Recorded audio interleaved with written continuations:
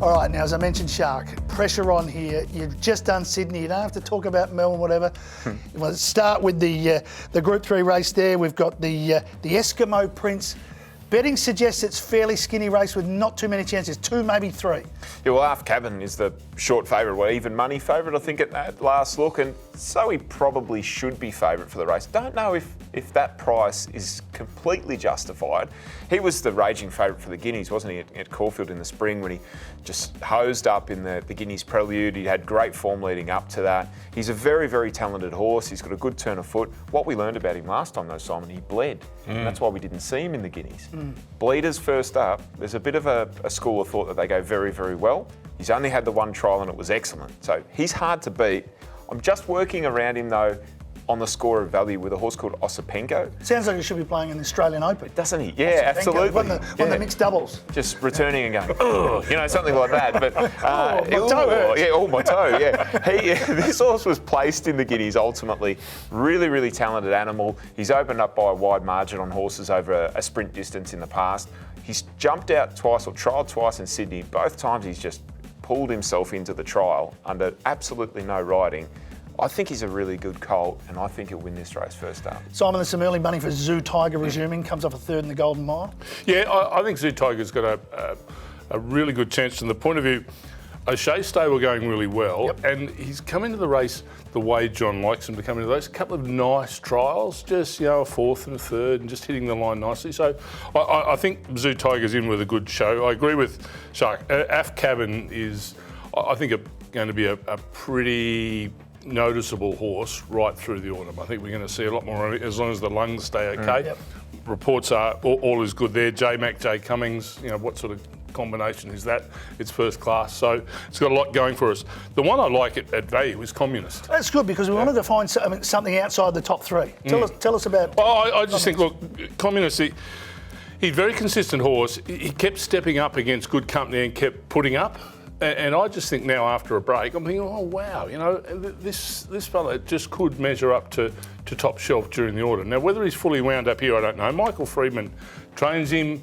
He's going to be, very well prepared for it. He wouldn't put him in if he didn't think he was worthy of an opportunity here at this level with what he's done previously. So I think he's a really good each-way show. All right, let's get top 3s. Recap your top 3 for us in order. Number 5, Osipenko on top for me. Maddie ahead of Half Cabin, number 3. And I'm going with Zoo Tiger, number 8 in next best. I think the market's got it pretty well right. But yeah, keen to see what Comrade's top pick here, Communist, can do. Comrade, like it. Numbers in order? Yeah, numbers in order. Half Cabin, Communist, Zoo Tiger for me. I've got Half Cabin on top, but Osipenko second, Zoo Tiger. With Half Cabin, I like, all 4 runs last prep or the prep before were all on heavy and soft. I like that the trial was on a good surface, and we're probably going to get a good surface, so that was good for me. All right, so that's the Group 3 Eskimo Prince. Righto, Shark, this is where you earn your dough. What about your best bets in Sydney? Well, the Drinkwise Mile, which could be well named for some at this time of year after a busy summer period, full of horses resuming that want more ground.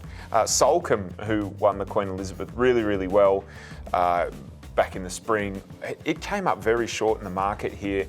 And the market almost immediately switched around to the inform miler who's proven at the trip and ready to go, race fitness, winning fitness, and that's Banju. I think he opened around about $3 or so. He's now favoured around $2.20, $2.30. I think he's the most likely winner of this race. He can go forward. There's not a lot of speed here. Horses like No Compromise, Solcombe, they'll run well fresh, but they get back and they run on, and they want more ground. Yes, imports can get more speed in their legs when they're trained in Australia, but you're asking for speed to be injected in a very quick turnaround. It's not as if this horse has arrived, had a full prep in Australia, and has had its total routine changed. Yeah, it's just the one run. You finished racing in November, now we're in first week of February. It's not a lot of time to rebuild a horse. So, really nice horse, Solcombe, but I think we'll see the best of him over a trip. Banju's the best for the day, race 6 and number 6.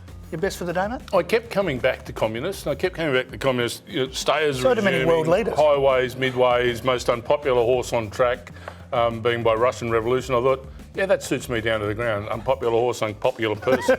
I'm going with a communist each way. I've got Pretty Wild in race 5, number 4. It's had the 2 runs, excellent first up behind Star Beretta, which has come out and won again last week. Second up, I don't think leading Suited, now third up out to 1300. J-Mac takes the ride, which we have to pay a bit of J-Mac insurance for the price, but for me, Pretty Wild's my best. And anything else we should be following? Yeah, definitely. Race 5, number 9, Super Bright. Very confident about this. So you're going against me? It's we'll get to That's okay. Probably. I'll go against you in this, but third up into Told this you race. needed me in the middle. Yeah, exactly. You've picked it. You've 100% picked it.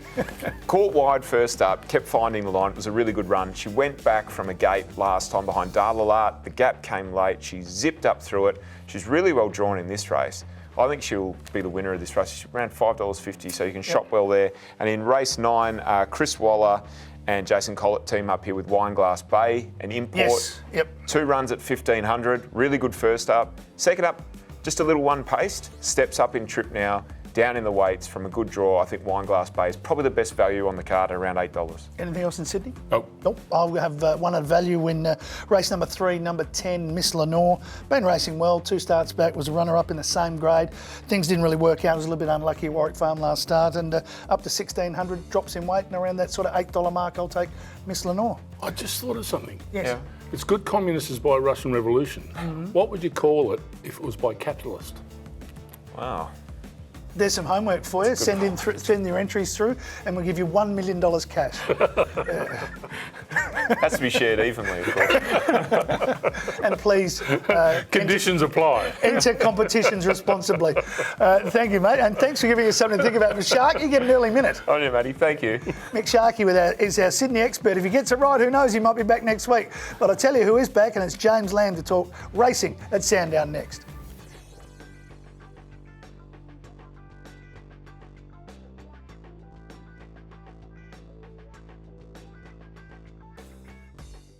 The betting brand for sports fans. That's better. Gamble responsibly.